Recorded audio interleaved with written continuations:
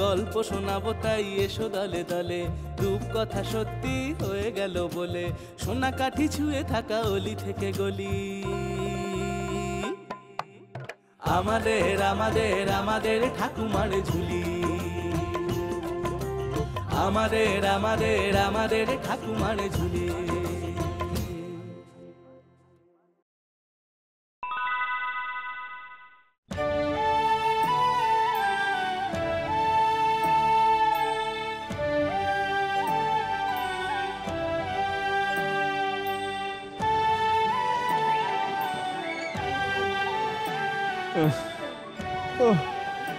আর পারছি না, খুব জল তেষ্টা পেয়েছে, খুব খিদেও পেয়েছে। এদিকে এদিকে আমার কাছে একটা টাকাও নেই। এত জায়গা ঘুরলাম, কোথাও কোনো কাজ জোগাড় করতে পারলাম না। কি করব, কোথায় যাব এখন? ওই তো একটা কাপড়ের দোকান, একবার দেখি, ওখানে হয়তো কাজ জুটলেও জুটতে পারে।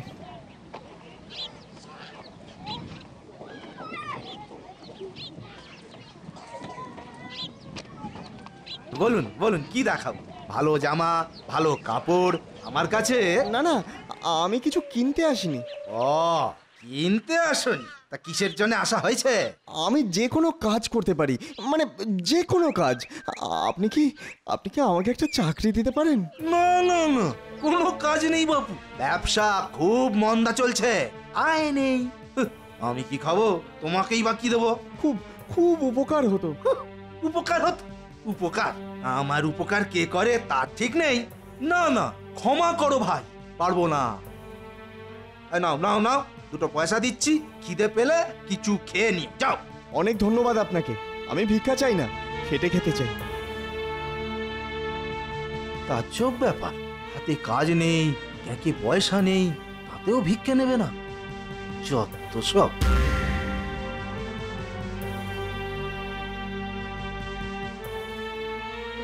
কি ব্যাপার শেঠজি, ও রেগে গেছেন মনে হচ্ছে।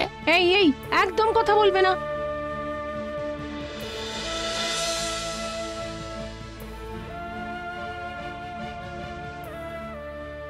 পুরোহিত মশাই এইমাত্র পুজো সেরে গেলেন, বলে গেলেন আজকের দিনটা মৌনই থাকতে, তাহলে এই ব্যবসার গেরুন কেটে যাবে। তা তুমি আবার রেগে গেলে কার ওপর? মনে হচ্ছে ওই যে ছেলেটা বেরিয়ে গেল তার ওপর। তাছাড়া আর কার ওপর? আর কেউ কি ছিল এখানে? এখন যদিও তুমি আছো, বলো তো তোমার ওপরে রাগী?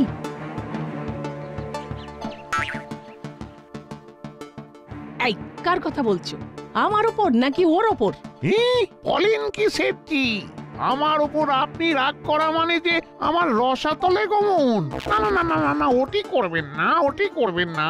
তা ছেলেটা কি, আগে তো দেখিনি। আমিও কি আগে দেখেছি? অপদার্থ অপদার্থ, কোনো কাজে লাগে না। কেন কেন, কি করেছে সে? এই সব লোকেই তো দুনিয়া ভরে গেছে মা ঠাকুরন। নিকম্মা নিকম্মা, কোনো কাজ করবে না, শুধু বসে বসে খাবে। আরে তোমাকে কে বললো নিকম্মা? তাহলে অভাবী মানুষ এসেছিল কাজ চাইতে। এদিকে আমার বাজার কিছুদিন হলো মন্দা যাচ্ছে, যা পুণ্য করার সব করেছি ঘরে। বউকে একটা সাতনড়ি হার দিয়েছি। ছেলেটা অনেক দিন ধরে বায়না করছিল একটা টাট্টু ঘোড়ার জন্য, দিলুম একটা কিনে। এইসব কি বলছো? সে অত হিসেব আর দিচ্ছি না, ভাবলুম অনেক দিন বাইরে তেমন কোনো পুণ্য করা হয়নি, তাই বোধহয় বিধি বাম যাচ্ছে। ছেলেটাকে দুটো পয়সা ভিক্ষে দিতে গেলুম, নিলে না। বেশি চাইলো তো। আরে দূর, বলে ভিক্ষে নেব না, কাজ দিন। কি সাহস! ইস, তখন যদি আমি থাকতাম। সে যাক, এখন তো আছি, আপনার পুণ্যের দায়িত্ব আমার। দিন দিন, দুটো পয়সা দিন দিকে। আসার পথে দেখলুম হরুময়রা স্বয়ং 7.5 প্যাঁচের জিলিপি কড়াইয়ে ছাড়ছে।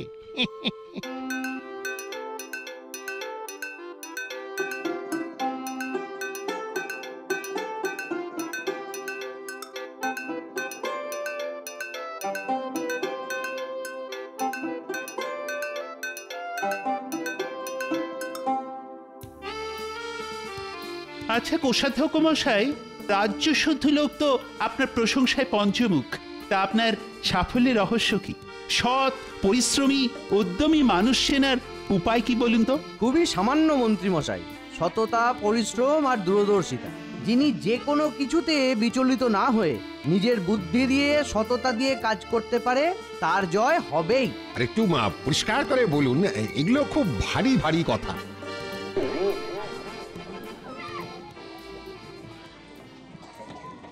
যে করতে পারে সেই মরা ইঁদুরটা দিয়েই লক্ষ টাকা উপার্জন করতে পারবে, আর যে তা দেখতে পায় না তার কাছে ওটা শুধুই একটা মরা ইঁদুর।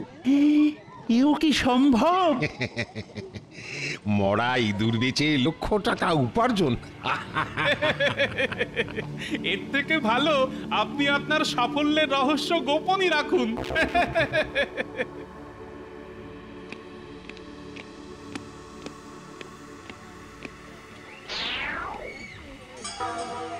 একটা রাজ্যের কোষাধ্যক্ষ ভুল কথা বলতে পারেন কি? দেখি না ভাগ্যে কি আছে।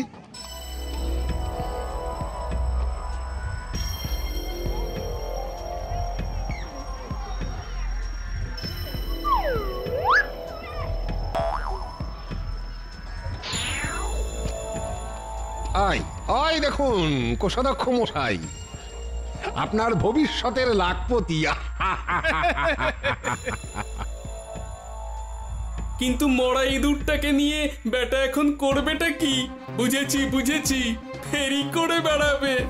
চাই মরা হাতি লক্ষ মুদ্রা, চাই মরা হাতি লক্ষ মুদ্রা। হ্যাঁ, মরা হাতির দাম লক্ষ টাকা তো শাস্ত্রেই ঠিক করে দিয়েছে, কিন্তু মরা ইঁদুরকে মরা হাতি বলে চালানো যাবে? চালাতেই হবে হুজুর। মরা ইঁদুর তো আর লাখ টাকায় বিক্রি হবে না। মরা হাতি বলে চালিয়ে লক্ষ টাকায় বিক্রি না করলে কোষাধ্যক্ষ মশাইয়ের কথা যে ভুল হয়ে যাবে। মানে লোক না ঠকালে এই মরা ইঁদুরের মতো সামান্য জিনিস নিয়ে লাখপতি হওয়া দূরের কথা, কিছু করা যাবে না, তাই তো? কি কোষাধ্যক্ষ মশাই, এরা কি বলছে? তোমরা এক লাফে বাড়ির ছাদে ওঠো নাকি? না, সেটা কি সম্ভব নাকি? ছাদে ওঠার জন্য তো সিঁড়ি আছে। যদি জানো যে ছাদে উঠতে গেলে সিঁড়ি দরকার, তাহলে অমন দেয়লা করছিলে কেন? কেউ হীরের খনি পেলেও সে একদিনে লাখপতি হতে পারবে না।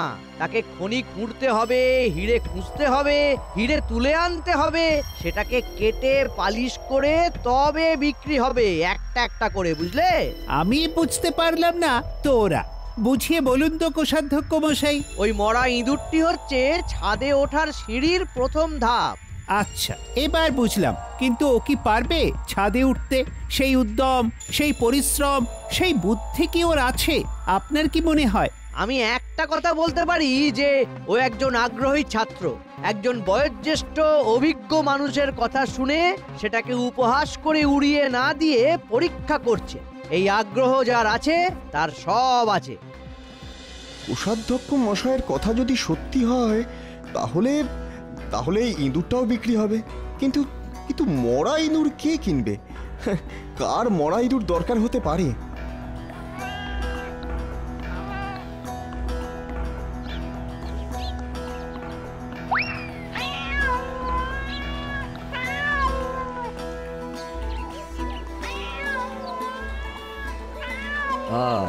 এই ব্যাপার।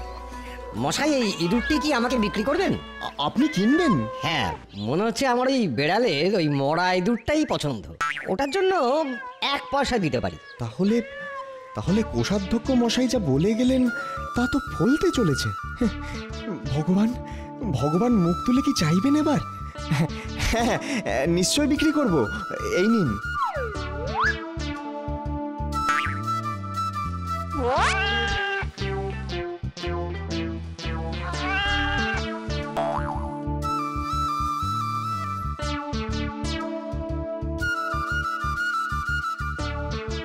একটু আগে অবধি আমার হাতে একটাও পয়সা ছিল না। এখন আমি একটি পয়সার মালিক। কিন্তু এটাকে খরচ করব না। আজ কোনো রকমের জল খেয়ে কাটিয়ে দিই। কাল 1 পয়সার ফুল কিনে মন্দিরে বসবো। হ্যাঁ।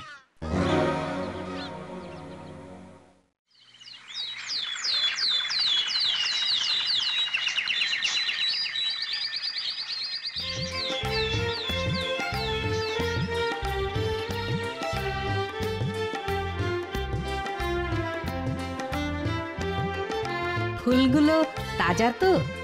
আমি তাজা ফুল ছাড়া বেচবো কেন? আমি ঠকাই না।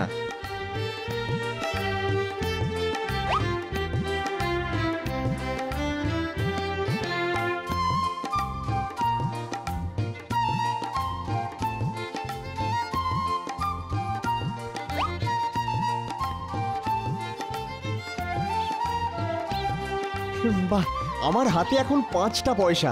একটি পয়সা দিয়ে আজ রাতে খাবো, আর এই বাকিগুলো দিয়ে কাল রাজপথের মোড়ে গুড় জল বেচবো।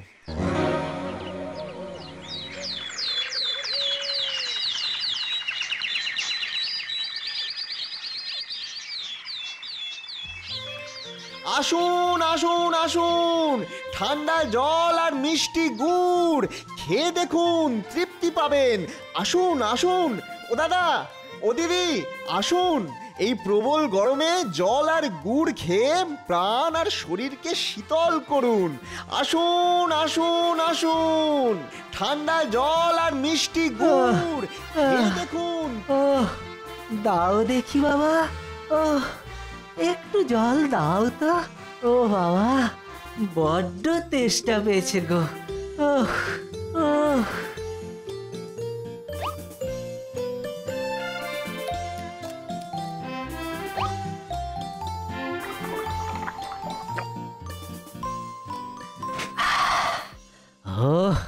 শান্তি।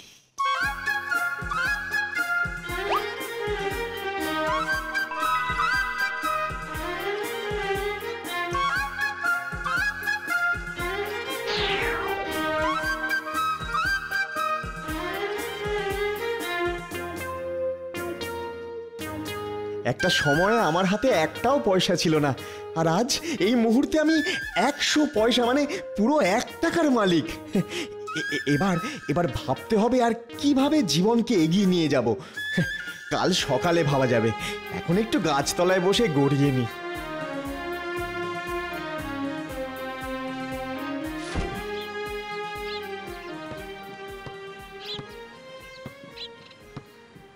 ইস, ওই চাষিদের কি কষ্ট। না না, ওদেরকে কিছুটা গুড় আর জল খাইয়ে আসি, যাই।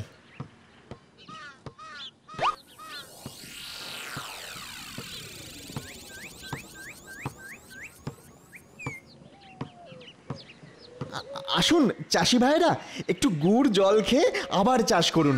এই গরমে ক্লান্তি দূর করুন। আসুন।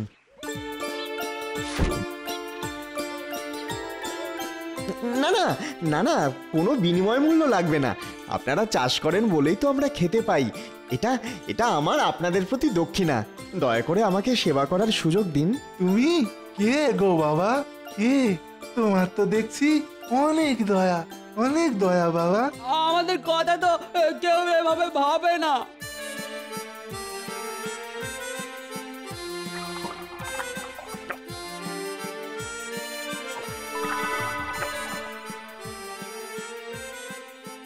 মঙ্গল হোক তোমার বাবা, তোমার মঙ্গল হোক। আমরা তোমার কি উপকারে লাগতে পারি? যখন প্রয়োজন পড়বে আমি সাহায্যের জন্য আপনাদের কাছে আসব। এখন বিদায় দিন।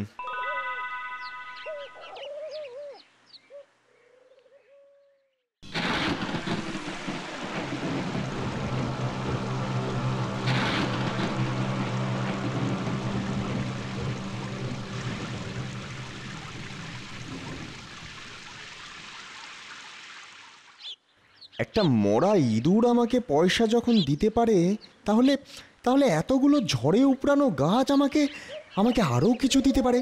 হ্যাঁ, নিশ্চয়ই পারে।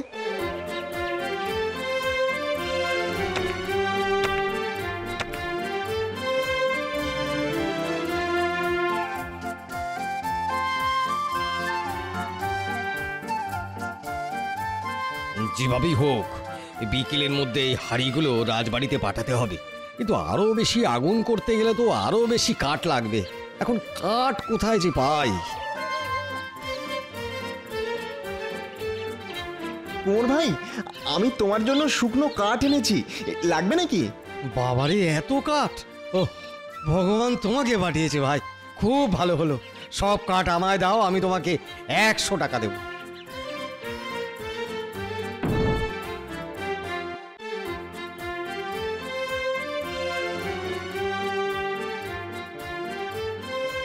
না না, আজকে আর বাজারের দিকে না গিয়ে একটু শহরের বাইরে যাই, দেখি ওদিকে কোনো কিছু খবর পাই কিনা।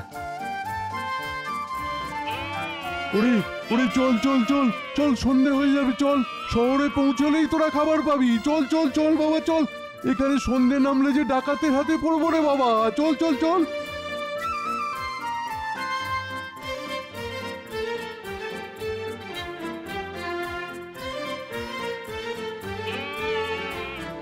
লোকটা মনে হয় ওই পাহাড় থেকে আসছে, কিন্তু কিন্তু ওর সাথে আর কোনো লোক নেই কেন?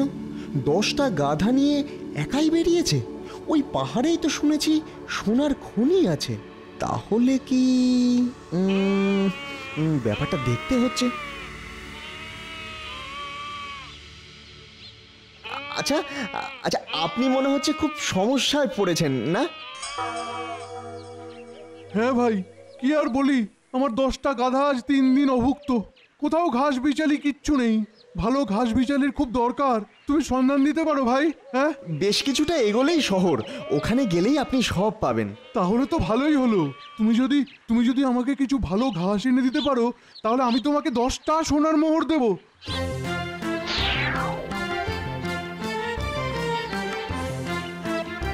আমরা তোমার কি উপকারে লাগতে পারি?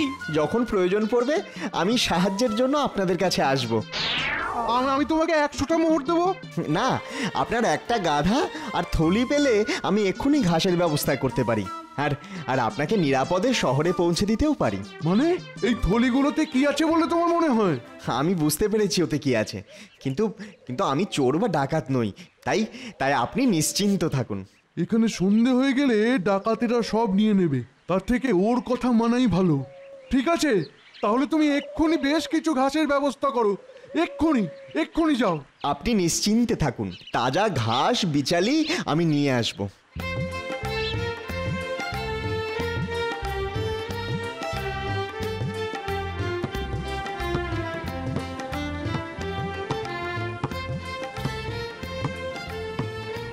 চাষি ভাই, আমার কাছে 100 টাকা আছে। আপনাদের মাঠে পড়ে থাকা এই ঘাস বিচালি আমি কিনতে চাই। জানি যে 100 টাকায় এত ঘাস বিচালি মেলে না। আমাকে কিছুটা ধার দিন না, আমি কিছুদিনের মধ্যে বাকি টাকাটা শোধ করব। কি রকম কথা বললে গো তুমি?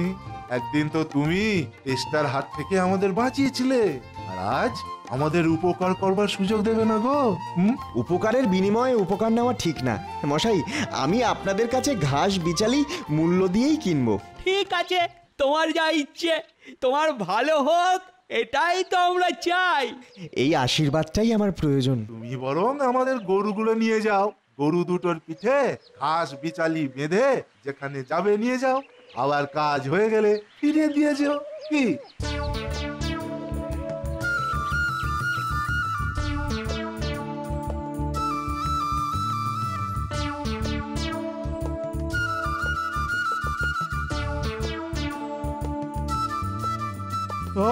বাঁচালে ভাই, তুমি বাঁচালে। আমার গাধাগুলো তাজা ঘাস বিচালি খেয়ে প্রাণে বাঁচলো। আমার কথা মতো এই গাধা আর তার সোনার বস্তা এখন থেকে তোমার। এই নাও। চলুন আপনাকে শহরে পৌঁছে দিই। তাহলে ওই কোষাধ্যক্ষ মশাইয়ের কথাই সত্যি হলো।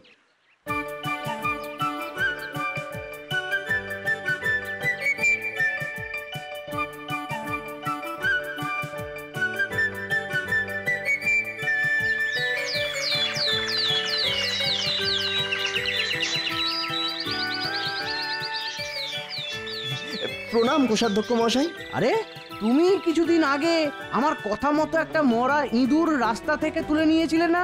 হ্যাঁ, আমি সেই যুবক। সেদিন বাজারে আপনার দেখানো মরা ইঁদুর বেচে আজ আমি 2 বস্তা সোনার মালিক। আমি আজ যা হয়েছি তা আপনার দেখানো পথে। তাই আমি আমার উপার্জনের অর্ধেক আপনাকে গুরুদক্ষিণা দিতে চাই। আপনি স্বীকার করুন। সাধু সাধু সাধু সাধু, আমি এই ধরনের মানুষের খোঁজই করছিলাম, যে উদ্যমী, সৎ এবং পরিশ্রমী। মন্ত্রীমশাই, আমার বয়স হয়েছে।